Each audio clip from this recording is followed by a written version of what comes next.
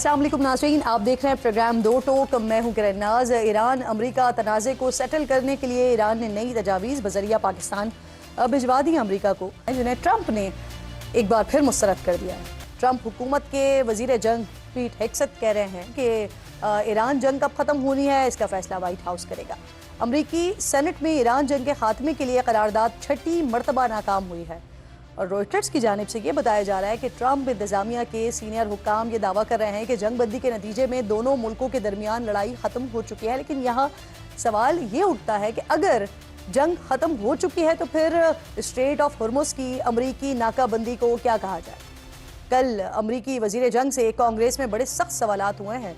वो किसी भी सवाल का दो टोक जवाब तो नहीं। ट्रंप इंतजामिया को जंग के हवाले से फिर सख्त हज़ीमत का सामना भी करना पड़ा। You have been lying to the American public about this war from day one. You should know better. Shame on you. You were incompetent then. You're incompetent now. Do you know how much it will cost Americans in terms of their increased cost in gas and food over the next year because of the Iran war? Gotcha questions about domestic things. You don't even know what the average American is paying. Goal of ours is to make sure that Iran never blockades the Strait of Hormuz. Would that be an objective of ours? Our blockade is signaling to the world that we actually control that strait. Do you believe that the president is mentally stable enough to be the commander-in-chief? Did you ask the same question of Joe Biden for 4 years? As I said a year ago, you need to resign. Straight of Hormuz के naval blockade ने इस वक्त पूरी दुनिया की मईशतों को झंझोड़ कर रखा हुआ है। ऑयल की कीमतों में मुसलसल इजाफा हो रहा है। खुद अमेरिका में महंगाई की शरह में इजाफा हो रहा है। पाकिस्तान में पेट्रोल डीजल 400 रुपए का हो गया है। महंगाई 21 माह की बुलंद तरीन सतह पर पहुंच गई है। दुनिया में खाद तैयार करने वाली जो सबसे बड़ी कंपनी में से एक है यारा, इसके सरबराह ने खबरदार किया है कि अब बंद होने से खाद और उसके अहम अज्जा की तरसील में रुकावट आ गई है, जिससे आलमी सतह पर खुराक की कमी, शदीद कमी का बहरान हो सकता है। और सूरत हाल अगर तब्दील नहीं होती तो फिर हर हफ्ते तकरीबन 10 अरब अफराद के लिए एक वक्त के खाने जितनी कमी हो सकती है। तो हालात इस वक्त खौफनाक रुख इख्तियार कर रहे हैं। प्रोग्राम में इस पर बात करने के लिए डॉक्टर शाहिद हसन सिद्दीकी साहब पहले हिस्से में मुझे ज्वाइन कर रहे हैं, जो कि माहिर माशियात हैं। सर, आपके वक्त की बेहद शुक्रगुजार हूँ। जिस तरह के रिपोर्ट्स इस वक्त आ रही हैं, स्ट्रेट ऑफ हॉर्मुज़ का ब्लॉकेड लिफ्ट हो नहीं रहा, पाकिस्तान में पेट्रोल की कीमतें कल रात मजीद बढ़ी हैं। जो रिपोर्ट्स आ रही हैं उसमें बताया जा रहा है कि अगर हालात इसी तरह से चलते रहे तो कितनी बड़ी तादाद में लोगों के खाने पीने की किल्लत का सामना करना पड़ेगा। किस रुख पर जाते हुए आपको हालात दिखाई दे रहे हैं, क्योंकि महंगाई भी डबल डिजिट में जाने वाली है और जो हमारी रिपोर्ट्स हैं उसके मुताबिक तो 8-9% हैं और उससे तो कई ज्यादा हैं। फिर जो डबल फिगर में अगर जाने की बात हो रही है तो जो जा चुकी है। बहुत शुक्रिया आपका। मैं पहले आपसे कर दूं कि इस हकीकत को तस्लीम कर लें, जो कि नहीं की जा रही, कि ये जो जंग मुसल्लत की गई है ईरान के ऊपर, ये 9/11 के बाद इस्तेमारी मकासद के उसूल के लिए सबसे बड़ी फैसला कुन जंग है ये, और ये बड़ा संगीन मरहला है। इसको इसी तरह से देखें जिस तरह इराक पर हमला किया गया था। हमने इस्तेमारी मकासद हासिल करना चाहता है और उसमें पेंटागन की मुकम्मल सपोर्ट है। ये असरात जंग अगर कल भी ख़त्म हो जाए तो दुनिया पर लंबे अरसे के लिए रहेंगे। लेकिन जब आप पाकिस्तान की बात करते हैं तो मैं ये समझता हूँ कि पाकिस्तान पर इसके असरात दुनिया में दूसरे बेशतर मुल्कों के मुकाबले में कहीं ज़्यादा संगीन होंगे। उसकी वजह 3 है। नंबर 1, पाकिस्तान की मईशत 28 फरवरी 2026 को जब ये जंग शुरू हुई थी उससे पहले बहुत ज़्यादा गैर मुस्तहकम हो चुकी थी और हमारे बेशतर माशरे शरिये जवाल की तरफ जा रहे थे। नंबर 2 ये कि हमने हमारे तमाम हुकूमतों की रही हैं, वो ये है कि अपनी टैक्सों की वसूली, कौमी बचतें, सरमायाकारी और बरामदात के बजाय गैर मुल्की इमदाद, कर्जे और रेमिटेंसेस और गैर मुल्कों की डिपॉजिट्स उस पर ये चलाई जा रही थी, वो खतरे में पड़ गई है। और तीसरे, दुनिया का शायद चंद जो IMF पे इतना ज्यादा इन्हिसार करते हैं जितना हम करते हैं, 24 मरतबा और 25 मरतबा जाने की तैयारी है। और IMF की शराइत की आड़ में अशराफिया को नवाजने की पॉलिसी आज भी अपनाई जा रही है। ये बात मैं इसलिए अर्ज कर रहा हूँ। शायद साहब, मैं इसी बात पर आ रही थी आपके पास। सर, ये जो 28 रुपए 69 पैसे कीमत बढ़ाई गई है और लेवी बढ़ाई गई है सिर्फ ये, तो सर पेट्रोल पर 100 रुपए ऊपर लेवी ली जा रही है। एक तरफ ये वाले हालात हैं, दूसरी तरफ लेवी पे लेवी बढ़ाए जा रहे हैं। कहा जाता है कि IMF के दबाव पर ये सब कुछ करना पड़ रहा है।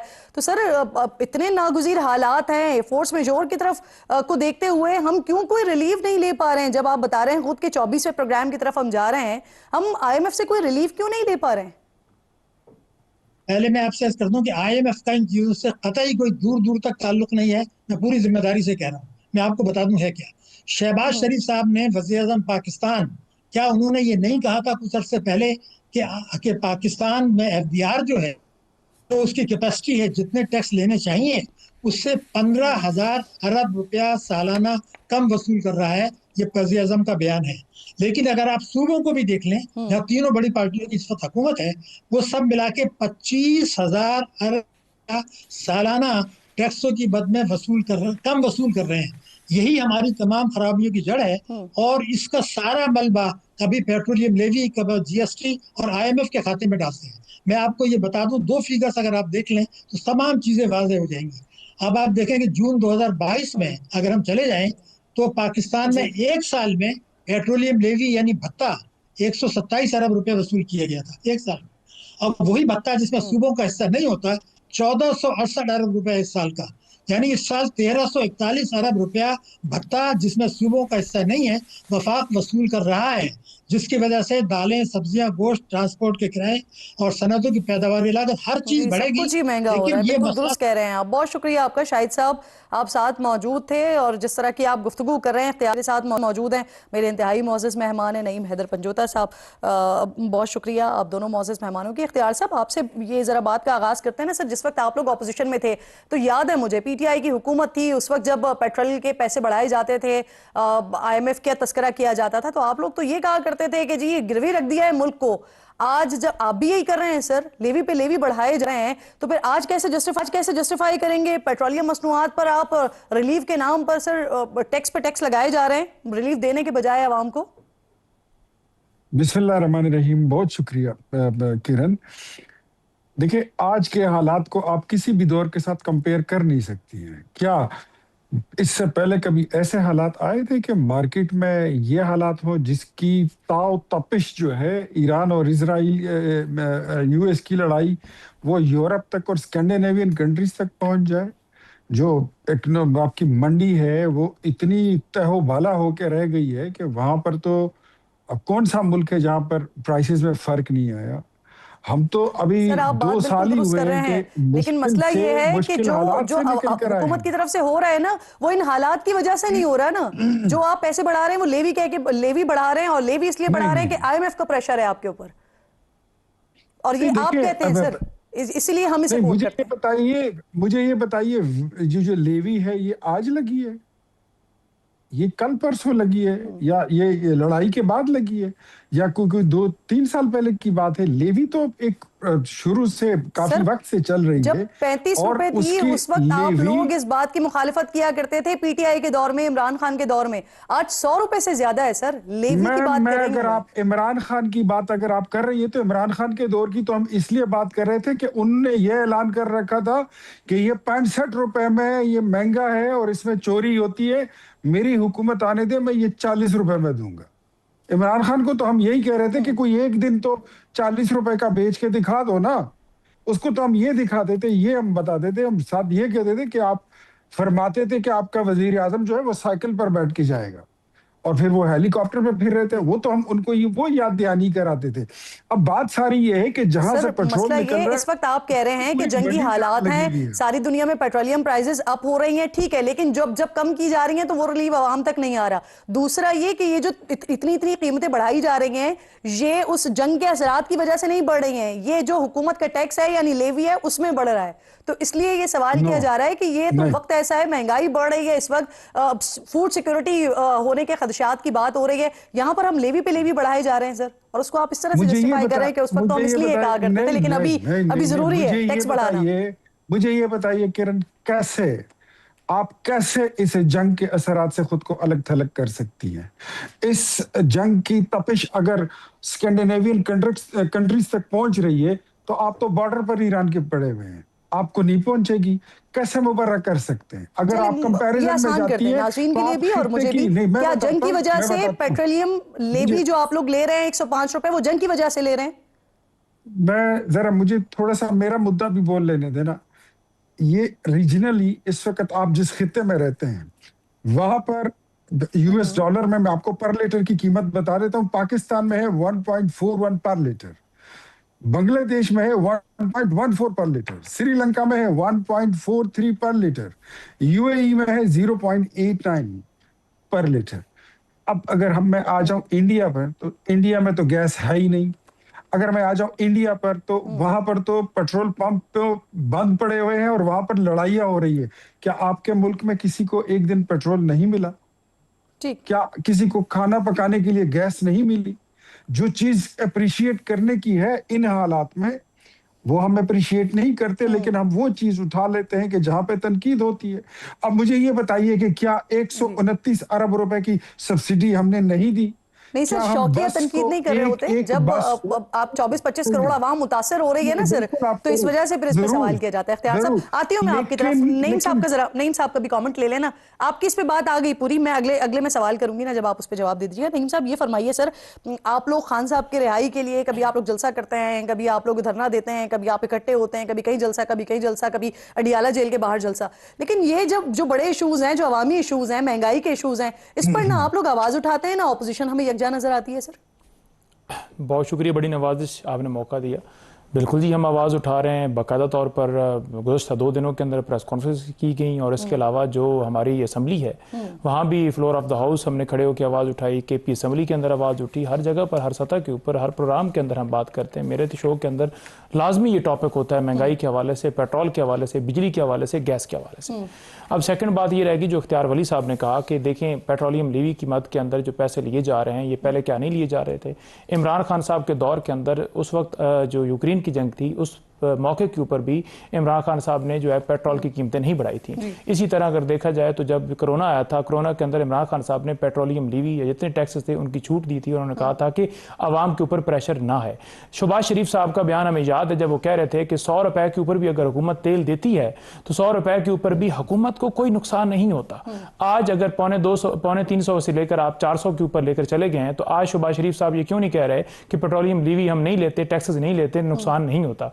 आज क्योंकि आपका मौक़िफ़ और है। IMF की जो शराइत का बताते हैं, बेसिकली असल मसला ये है कि जो टैक्सेस के अंदर शॉर्टफॉल है, उसकी कमी को दूर करने के लिए ये सारा किया जाता है।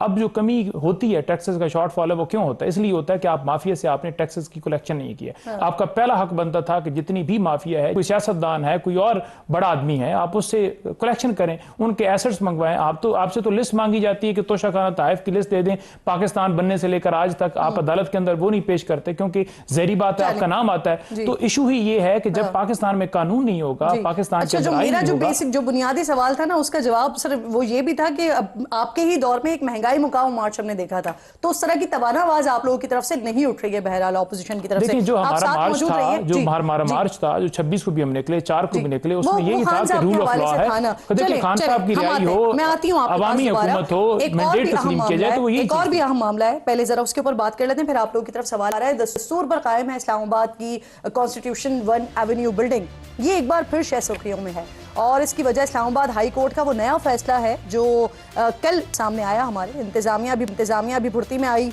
रात गए ही पुलिस के साथ उस पर अमल दरामद करने के लिए भी पहुंच गई, लोगों के दरवाजे खटखटाए, चंद घंटों का वक्त लोगों को दिया गया कि घर छोड़ें, हिदायत दी गई। लेकिन ऐसा कि पहली बार नहीं हुआ है, इस इमारत की लीज पहले भी मनसूख हो चुकी है। 2016 में CDA ने इमारत की लीज मनसूख करते हुए ये मौक़िफ़ अपनाया था कि 2004 में ये ज़मीन लग्जरी होटल ग्रैंड हयात की तामीर के लिए 99 साल की लीज पर दी गई थी, लेकिन बिल्डर ने होटल की तामीर के बजाय यहाँ फ्लैट्स बनाकर बेच दिए, जो कि सरासर कानून की खिलाफ वर्जी है। मामला पहुंचा इस्लामाबाद हाई कोर्ट, जहां अदालत ने CDA के हक में फैसला सुनाया, इमारत की तामीर को गैर कानूनी करार दे दिया। लेकिन फैसले में ट्विस्ट आया, सुप्रीम कोर्ट पहुंच गया ये मामला। 2019 में उस वक्त के चीफ जस्टिस साकिब निसार ने इस्लामाबाद हाई कोर्ट के फैसले को मुअत्तल करते हुए बिल्डर के हक में फैसला सुनाया और सवाल उठाया कि जब इमारत बन रही थी तो क्या उस वक्त CDA सो रही थी? जब लोगों ने सरमाया लगा दिया तब होश आया। समाअत के दौरान बिल्डर के वकील ने पेशकश की कि वो इमारत को रेगुलराइज करने और अपने खिलाफ दर्ज केसेस खत्म कराने के लिए 20 साल की मुद्दत में 15 अरब रुपए अदा करने को तैयार है, लेकिन CDA वकील ने इस पेशकश को मुस्तरद कर दिया था। सुप्रीम कोर्ट ने इमारत को कानूनी करार देने के बदले में 8 साल के अंदर 17.5 अरब रुपए अदा करने का फैसला सुनाया, और 8 साल मुकम्मल होने पर जब बिल्डर कंपनी अदालती फैसले पर अमल दरामद और अदायगी करने में नाकाम रही तो 2023 में CDA ने फिर लीज मनसूखी का नोटिस दे दिया।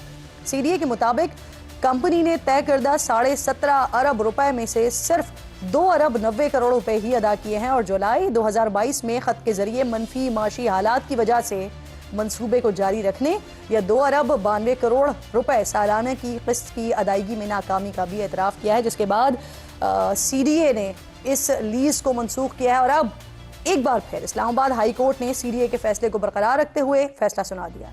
इस इमारत में साबिक वज़ीर आज़म समेत मुल्क की अमीर तरीन और बासर शख्सियात के फ्लैट्स मौजूद हैं। आज वज़ीर आज़म शहबाज शरीफ ने इसका नोटिस लिया है। वज़ीर क़ानून की सरबराही में एक कमेटी बनाई है और हतमी फैसले तक इंतज़ामिया को कार्रवाई से रोक दिया। अब यहाँ पर सवाल यह है कि इस इमारत से एग्जैक्टली चंद किलोमीटर के फासले पर बरी इमाम है, वहाँ पर सैकड़ों घरों को गिराया गया है। तब वज़ीर आज़म ने कोई कमेटी क्यों नहीं बनाई? क्या इस मुल्क में आज भी गरीब और कमज़ोर के लिए अलग अलग, अमीर और ताकतवर के लिए अलग अलग कानून है? उस पर ये मान साथ मौजूद होंगे, लेकिन इसके साथ साथ ज़हीर अहमद साहब जो कि समा टीवी के नुमाइंदा हैं वो साथ मौजूद हैं। उनसे ज़रा डिटेल्स पहले ले लेते हैं। ज़हीर, मुझे बताइएगा, कल रात तो हमने देखा था पुलिस पहुंची थी, दरवाजे नॉक किए जा रहे थे, लोगों को कहा जा रहा था कि बस निकले फौरन। अब जब वज़ीर आज़म साहब ने कमेटी बना दी है तो उसके बाद क्या हुआ है? कुछ आराम है वहाँ पर या अभी भी सिचुएशन वैसी ही है? देखिए, हम एग्जैक्टली उस बिल्डिंग के बिल्कुल सामने मौजूद हैं, 1 कॉन्स्टिट्यूशन एवेन्यू, और इस वक्त सूरत हाल ये है कि प्राइम मिनिस्टर ऑफ पाकिस्तान की जानिब से जो कमेटी बनाई गई है और 1 हफ्ते में हतमी रिपोर्ट पेश करने का जो फैसला किया गया, लेकिन उसके बावजूद लोग यहाँ पे सामान शिफ्ट कर रहे हैं। बिलखसूस जो किराएदार यहाँ पे रह रहे थे वो यहाँ से उन्होंने अपनी शिफ्टिंग जारी रखी हुई है, सामान अभी लोड करके लेके जा रहे हैं। और कुछ लोगों से हमारी बात भी हुई है, उनका ये कहना है कि अनसर्टेनिटी है और 1 हफ्ते के बाद जब दोबारा से अचानक से नोटिस आएगा, चूँकि अभी डिसीजन कोई हुआ नहीं है, तो उससे पहले हम यहाँ से निकलते हैं। तो ये बताइए कि क्या पुलिस अभी मौजूद है? और आप ये बता रहे हैं कि लोग कुछ छोड़ भी रहे हैं, निकल भी रहे हैं, तो कितने लोग कुछ अंदाजे के मुताबिक बता सकते हैं कि अभी कितने लोग हैं वहाँ पर, कितने जा चुके हैं? देखिए, लोगों की बड़ी तादाद इसमें जो दोनों फ्लोर हैं, दो ब्लॉक हैं, उसमें मजमूई तौर पर 246 जो अपार्टमेंट्स बनाए गए हैं, जिसमें से 203 के करीब ऑक्युपाइड थे। उसमें से जो किराएदार हैं वो 20% के करीब, हमारी जो इंतज़ामिया है यहाँ पे उनसे बात हुई है, वो यहाँ से निकल चुके हैं और कुछ लोग अभी तैयारी कर रहे हैं, सामान लोड कर रहे हैं। पुलिस की बारी नफरी यहाँ पे नहीं है, किसी किस्म का कोई यहाँ पे रेड का चांस नहीं है, चूँकि अब प्राइम मिनिस्टर ऑफ पाकिस्तान की जानिब से जब एक्शन लिया गया है तो हालात नॉर्मल हैं। लेकिन लोग कबल वक्त तैयारी इसलिए कर रहे हैं कि पता कोई नहीं है, 1 हफ्ते के बाद यहाँ से जब निकलना पड़ेगा, जब तक डिसीजन नहीं होता, तो जो किराएदार है वो निकल रहे हैं, लेकिन जो रेजिडेंट हैं, जो यहाँ पे प्रॉपर रह रहे हैं, वो लोग यहाँ पे मौजूद हैं। प्रोग्राम में आप साथ मौजूद थे। इख्तियार साहब, वज़ीर मुमलिकत ने भी, तलाल साहब ने भी आज एक प्रेस कॉन्फ्रेंस की है सारे मामले पर, और कल रात हुए अमल का न सिर्फ उन्होंने दिफा किया है बल्कि बिल्डर को भी गलत साबित कर रहे हैं वो। अब वज़ीर आज़म साहब ने कमेटी बना दी है, अमल दरामद से रोक दिया है, तो क्या सोच रही है हुकूमत, क्या होगा आगे? क्योंकि आपने खुद भी जाना अभी वहां पर क्या सूरत हाल है, लोग बेचारे बड़े परेशान हैं, अनसर्टेनिटी है एक वहां पर। जी बिल्कुल किरण, मेरे खुद वहाँ पर कुछ दोस्त हैं, वो उनसे राब्ता हुआ है, अनसर्टेनिटी है। लेकिन मैं खुद बीइंग इस्लामाबाद, तो हमारा ऐसा है कि हमारा सेकंड होम है, बल्कि अब तो फर्स्ट होम इस्लामाबाद है। अपने हलकों में कम ही आते हैं तो वो हमारा सेकंड होम बन चुका है। तो इस बिल्डिंग में जिन लोगों ने इन्वेस्टमेंट की है उन्होंने खुद अपने पैरों पर कुल्हाड़ी मारी है, क्योंकि इसके मुतालिक तो बारहा ये बात खुले बंदों, ये हर बंदे को मालूम थी और ये सबको ये इसका इल्म था कि इस पे केस भी चल रहा है। अपने पैरों पर कुल्हाड़ी मारी है इख्तियार साहब, तो अब क्या आप मुकम्मल पाँव ही काटना चाहते हैं? क्योंकि वो जो जिससे खरीद लिए, असल तो कल्प्रिट वो है ना कि उसने पैसे नहीं दिए, तो उसको क्यों नहीं पकड़ रहे हैं? जो लोग वहां पर हैं उनको क्यों तंग किया जा रहा है सर? ठीक है ना, जिसके नहीं, उनको तंग बिल्कुल करने का मकसद नहीं है, लेकिन ये जो होटल या ये जो बिल्डिंग है, जो ग्रैंड हयात के नाम से जिसकी मंजूरी हुई थी, ग्रैंड हयात आपको पता है दुबई में एक बहुत बड़ा होटल और बहुत बड़ी सिनेमा हॉल और रीजेंसी है उनकी। ये तो उस टाइप का कोई मंसूबा लाए थे और उसके बाद मतलब आप दिखाओ ये और कर दो ये तो वो वाला ड्रामा था। फिर इसमें साकिब निसार जैसे लोगों ने तो अदालत की बात पर अमल करते हुए फिर उसके बाद खरीदारी की ना, जब सुप्रीम कोर्ट ने इसकी लीज को बहाल कर दिया तो फिर उसके बाद लोगों ने खरीदारी की ना।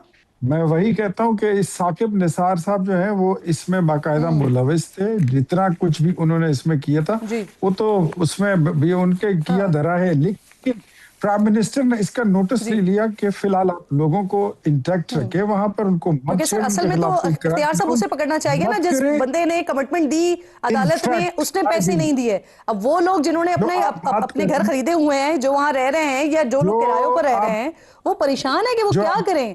एक ब्रेक लीजिए, इख्तियार साहब मेरे साथ मौजूद हैं। इख्तियार साहब जरा आप वो शख्स जो हैं वो इस वक्त किस तरह से सोच रहे हैं सारे मामले को, उनकी बात सुनिएगा फिर जवाब दीजिएगा। ब्रेक लीजिए।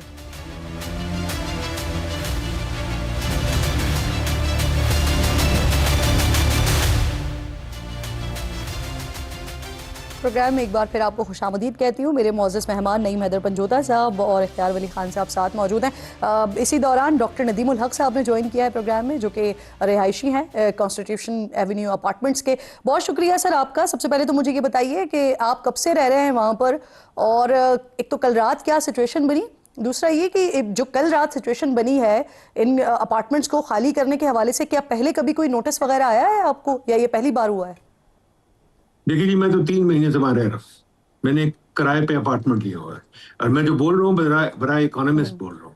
मैं नहीं बोल रहा एज अ किराएदार और resident of one constitution Avenue. One constitution Avenue गलत बनी है, बड़ी अच्छी बात है। 20 साल से गलत चीज बनी है, और ना सीडीए को पता था, ना जजों को पता था, ना उनसे क्या हो रही थी बात। ये एक अजीब रीत है इस मुल्क की और मीडिया की भी, सारे शोर मचाना शुरू करते हैं। 20 साल से एक चीज चल रही है, और सडनली एक रात को बगैर किसी चीज के, बगैर किसी नोटिस के, बगैर कुछ 500 पुलिस वाले आ जाते हैं और सबको बुली करना शुरू करते हैं, डंडे मारना शुरू कर देते हैं। ये एक मिनी गाजा कल रात बन गया था, जहां सेटलर्स आके छीनने की कोशिश कर रहे थे प्रॉपर्टी। मैं एज एन इकोनॉमिस्ट बात कर रहा हूँ। मेरा कोई वन कॉन्स्टिट्यूशन एवेन्यू कोई हिस्सा नहीं, ना मैंने कुछ ली हुआ है, कुछ एक रेंट अपार्टमेंट कर रहा हूँ, दैट्स ऑल। और मैं कल चला जाऊंगा इंशाल्लाह। बात सिंपल है, ये इकोनॉमी के खिलाफ है बात। आप किसी को प्रॉपर्टी राइट देते हैं तो उसका रिस्पेक्ट करते हैं। जो मुल्क प्रॉपर्टी राइट रिस्पेक्ट नहीं करते वो डूब जाते। नोबेल प्राइज मिले हुए। जो मुल्क इस किस्म का काम करते हैं उनका इन्वेस्टर रिस्क बढ़ जाता है, उनका कंट्री रिस्क। आज पाकिस्तान का कंट्री रिस्क बढ़ गया। उस बिल्डिंग में डिप्लोमेट्स भी रहते हैं, उस बिल्डिंग में बहुत सारे फॉरेन इन्वेस्टर भी रहते हैं। आपका ख्याल है आज उन्होंने नदीम साहब, अब मैं जो आपसे सवाल कर रही हूँ सर, तो मैं बहैसियत रिहायशी आपसे पूछ रही हूँ, कल रात क्या हुआ है सर? कल जब आप वहाँ पे होंगे मैडम, तो आपको क्या बता तो दिया। अगर आप सुन नहीं रही तो मैं कुछ नहीं कर सकता। मैंने आपको बताया कि एक मिनी गाजा सिचुएशन थी। मिनी गाजा क्या होता है आपको? गाजा पता है क्या होता है? मिनी गाजा सिचुएशन थी कि 500 पुलिस वाले आके डंडे मार रहे थे, दरवाजे खड़का रहे थे, शोर मचा रहे थे। जब उनसे पूछा, भाई आपका कोई कागज का टुकड़ा है, आप कोई किस वजह से है, कोई बताइए, कोई इविक्शन नोटिस है, कुछ है? उनके पास कुछ नहीं था। अब इसके बाद आप क्या सुनना चाहती हैं बताइए, मैं आपको सुना देता हूँ।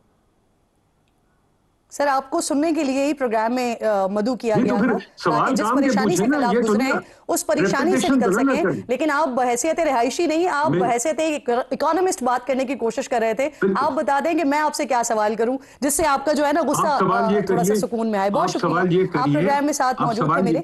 नईम हैदर पंजोता साहब, आप लोग इस मामले को सारे कैसे, तहरीक इंसाफ इसको कैसे देख रही है? 2019 में सुप्रीम कोर्ट में आपके सेनेटर अली जफर ने इस कंपनी का केस लड़ा था, और ये भी सुनने में आया है कि इस इमारत में खान साहब का भी एक फ्लैट है। बहुत शुक्रिया, बड़ी नवाजिश। देखें, ये जो नुक्ता आपने उठाया ना, इस मामले के हवाले से मैं ये गुफ्तगू करना चाहूँगा कि यहाँ फ्लैट्स जब लोग ख़रीद रहे थे, जब बना रहे थे, उस वक्त ये नोटिस क्यों नहीं लिया गया? और जो कंपनी का मालिक था जिसने होटल की जगह के ऊपर फ्लैट्स बनाए, सबसे पहले तो वो इसका मुजब है कि उसने क्यों जो है ये सारा एक गलत काम किया, और सीडीए क्या उस वक्त सो रहा था। अब अगर सीडीए ने इसके ऊपर एक्शन लेते हुए इसकी जो है कैंसलेशन की है, मनसूखी की है इसके एग्रीमेंट की, तो सीडीए किसके अंडर आता है?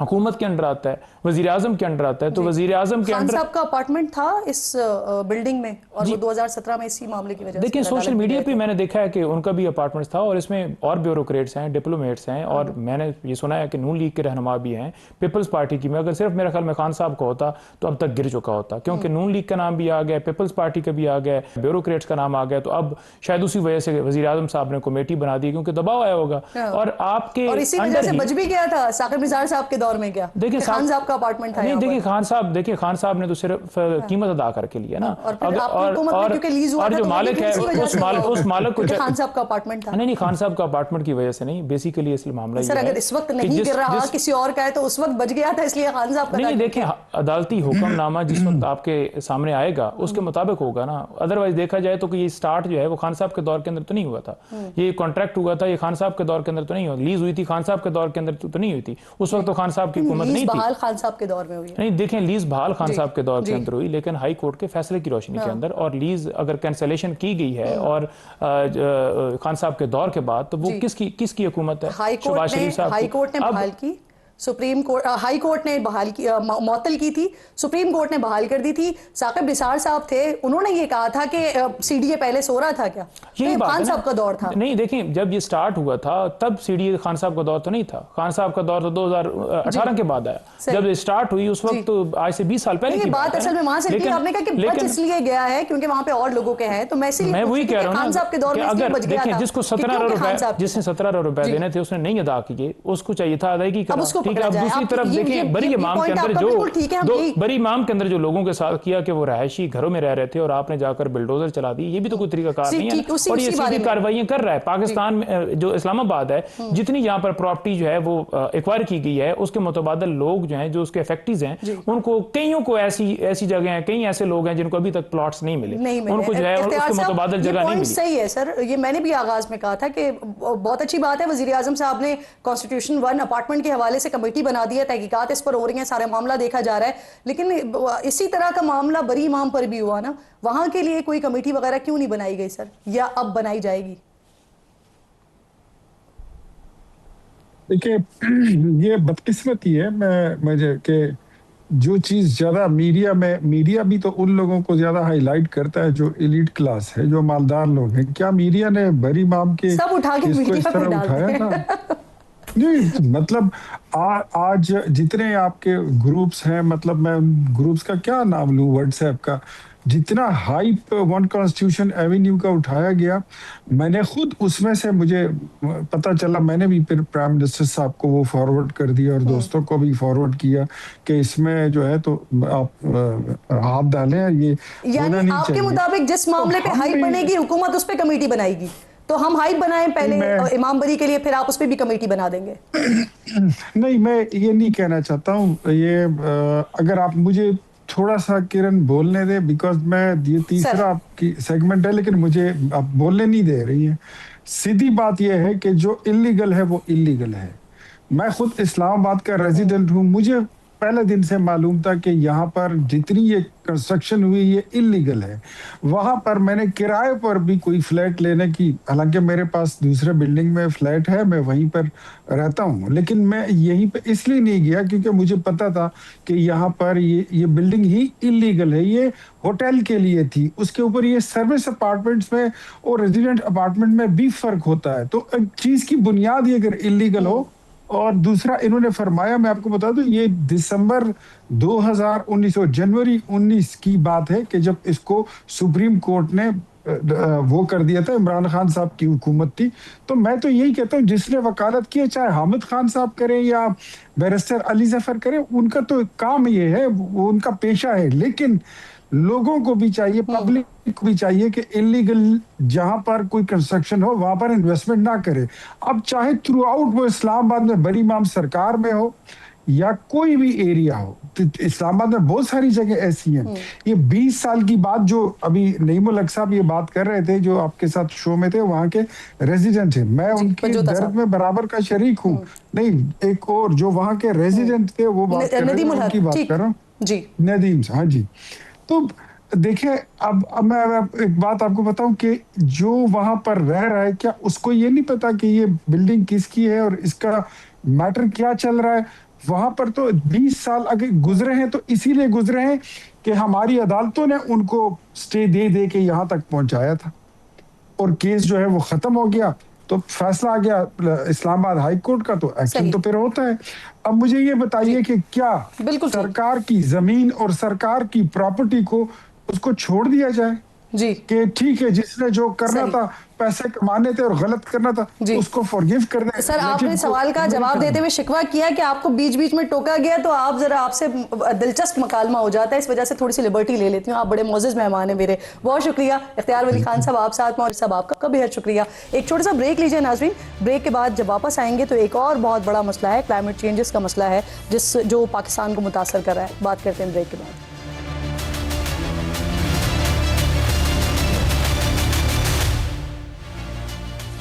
پروگرام میں ایک بار پھر آپ کو خوش آمدید کہتی ہوں ناظرین. زیادہ پرانی بات نہیں ہے, پچھلے سال کا ہی ذکر ہے کہ سائنسدان اور ماہرین بتاتے رہے کہ 2025 کرۂ ارض کا گرم ترین سال تھا. 2026 اس سے بھی زیادہ خطرناک ہوگا. یورپی یونین کی کوپرنیکس کلائمیٹ چینج سروس اور برکلے ارتھ کے مطابق گزرے ہوئے 11 سال زمین کے اب تک کے سب سے گرم ترین سال ریکارڈ کیے گئے ہیں, اور ان سالوں میں بھی 2023 کے بعد سے گرمی کی یہ شدت مسلسل بڑھ رہی ہے. اس لیے 2024-25 کے بعد 2026 میں بھی یہ ٹرینڈ ٹوٹنے والا نہیں ہے. کوپرنیکس کلائمیٹ چینج سروس نے تو یہاں تک خبردار کر دیا ہے کہ اگر اس سال گرمی کا ایل نینو ایفیکٹ ظاہر ہوتا ہے, یعنی سمندر کے درجہ حرارت میں غیر معمولی اضافے کا ایک قدرتی اور موسمیاتی رجحان, تو پھر گرمی کے پچھلے سارے ریکارڈز ٹوٹ جائیں گے اور ایک نیا ریکارڈ بن سکتا ہے. جبکہ برکلے ارتھ کہہ رہا ہے کہ سال 1850 کے بعد 2026 چوتھا گرم ترین سال ہوگا. 2020 میں چینی اخبار ایڈوانس ان ایٹماسفیئرک سائنسز میں ایک رپورٹ شائع ہوئی تھی جس میں بتایا گیا تھا کہ سمندر اب نہ صرف پہلے سے کہیں زیادہ گرم ہے بلکہ ان کے درجہ حرارت میں مسلسل تیزی سے اضافہ بھی ہو رہا ہے, جو عالمی سطح پر درجہ حرارت میں اضافے کی ایک اور بڑی اہم وجہ ہے. اسی رپورٹ میں بتایا گیا ہے کہ انسانی اعمال کی وجہ سے زمین کے گرم ہونے کے اثرات کرۂ ارض پر موجود پانی اور سمندروں پر پڑ رہے ہیں, اور انہی اثرات کے سبب مستقل قریب میں موسمیاتی تبدیلیاں مزید بھیانک رخ اختیار کر سکتی ہیں, جن میں خوراک کی کمی ہے, جانداروں کی اموات ہیں. یہ سب سے بڑے مسائل بن کر سامنے آئیں گے. کلائمیٹ امپیکٹ لیب کی ریسرچ کے مطابق ماحولیاتی تبدیلی اور بڑھتے ہوئے درجہ حرارت کے سبب پاکستان کو آئندہ دہائیوں میں شدید خطرات کا سامنا ہوگا, اور خدشہ ہے کہ 2050 تک ملک میں گرمی سے ہونے والی اموات میں بہت زیادہ اضافہ ہو جائے گا. دنیا کے 301 بڑے شہروں میں درجہ حرارت سے اموات میں اضافہ ہوگا, جن میں پاکستان کے 8 بڑے شہر ہیں. فیصل آباد ہے, ملتان ہے, گجرانوالہ ہے, لاہور, پشاور, حیدرآباد, راولپنڈی اور اسلام آباد. رپورٹ بتاتی ہے کہ جہاں میڈرڈ جیسے امیر شہروں میں سالانہ 525 اضافی اموات کا امکان ہے, تو وہیں اس دوران فیصل آباد میں یہ تعداد 9400 تک جا سکتی ہے. 2025 کے کلائمیٹ رسک انڈیکس میں پاکستان موسمیاتی تبدیلی سے سب سے زیادہ متاثر ہونے والا ملک قرار دیا گیا تھا, اور اب ماہرین یہ بھی بتا رہے ہیں کہ 2026 کہیں زیادہ خطرناک ہوگا. بدقسمتی ہماری یہ ہے کہ اس سال بھی ہماری کوئی تیاری نہیں ہے. پچھلے سال کلائمیٹ منسٹری کا بجٹ 3.5 سے 2.7 ارب, جبکہ ماحولیاتی تحفظ کا بجٹ 7.2 ارب سے گھٹا کر 3.1 ارب روپے کر دیا گیا تھا. دوسری طرف اس قدر خطرناک صورتحال کے بعد بھی جو بارش کا پانی ہے اس کے ذخیرہ کرنے کا کوئی بندوبست ہی نہیں کیا گیا ہے. موسمیاتی تبدیلی سے پاکستان سمیت دنیا بھر میں غذائی قلت کا بھی شدید خدشہ موجود ہے. پچھلے دنوں اقوام متحدہ نے عالمی غذائی بحران سے متعلق ایک نئی رپورٹ جاری کی ہے, جس میں پاکستان کو افغانستان, بنگلہ دیش, کانگو, میانمار, نائجیریا, سوڈان, شام اور یمن کے ساتھ غذائی قلت والے ان ممالک کی فہرست میں شامل کیا گیا ہے جہاں فوری اقدامات کی ضرورت ہے. اسی رپورٹ کے مطابق 2025 سے پاکستان میں تقریباً 1.10 کروڑ افراد شدید غذائی عدم تحفظ کا شکار ہیں. پچھلے سال بھی ہم نے پاکستان میں موسمیاتی تبدیلی کی صورت میں سیلاب, اولے, کلاؤڈ برسٹ, خوفناک طوفانی بارشیں دیکھیں, جس سے جانی اور مالی نقصانات کے ساتھ ساتھ کئی ایکڑ پر کھڑی فصلوں کو بھی شدید نقصان پہنچا. اور اسی موسمیاتی تبدیلی کی وجہ سے 2015 میں شدید ہیٹ ویو میں ہم نے تقریباً 2000 سے زائد اموات بھی دیکھی ہیں. بدترین مہنگائی ہے, اس کے ساتھ ساتھ بڑھتا ہوا درجہ حرارت ہے, اور پھر لوڈ شیڈنگ ہے, پھر اس کے ساتھ ساتھ شہروں میں پانی کی قلت بھی شروع ہو گئی ہے. لیکن اس صورتحال میں بھی وفاقی دارالحکومت سمیت دیگر بڑے شہروں میں درختوں کی مسلسل بے دردی سے کٹائی بھی نظر آتی ہے, جس سے اس اہم ترین مسئلے کی طرف حکومتی توجہ اور سنجیدگی کا اندازہ بھی پھر بخوبی لگایا جا سکتا ہے. حکومت موسمیاتی ایمرجنسی کے تحت فوری طور پر اقدامات لے. اگر تباہی کو روکنا ممکن نہیں تو کم از کم اس کے اثرات تو کم کیے جا سکتے ہیں. عالمی موسمیاتی تبدیلیوں میں پاکستان کا حصہ 1% سے بھی کم ہے، لیکن پاکستان کا نقصان اربوں ڈالرز اور ہزاروں قیمتی جانوں کا ہو رہا ہے۔ صرف 2022 میں سیلاب سے پاکستان کو 30 ارب ڈالرز کا نقصان ہوا۔ جنیوا کانفرنس میں پاکستان کو 10 ارب 44 کروڑ ڈالر قرض دینے کا وعدہ کیا گیا تھا، لیکن 2025 تک پاکستان کو مجموعی طور پر اس مد میں 4 ارب 69 کروڑ ڈالر ہی موصول ہوئے ہیں، یعنی آج تک وہ وعدہ کی گئی جو رقم ہے وہ بھی مکمل نہیں ملی ہے۔ یہ حکومتی ناکامی ہے یا عالمی برادری کی غیر سنجیدگی ہے، لیکن جان و مال کا جو نقصان ہے وہ صرف پاکستانیوں کا ہی ہو رہا ہے۔ وقت ختم ہو گیا پروگرام کا، اس سے ملاقات ہوگی کل۔ اپنا اور اپنے ملک کا خاص خیال رکھیے، فلسطین کو، مقبوضہ کشمیر کو اپنی دعاؤں میں یاد رکھیے۔ اللہ نگہبان۔